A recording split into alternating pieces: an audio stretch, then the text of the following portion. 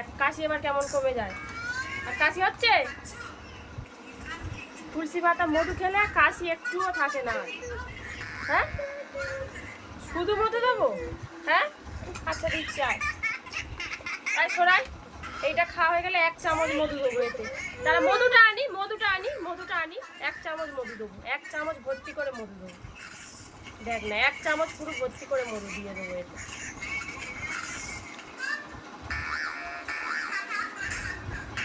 Good boy. এবার কি দেবো? কি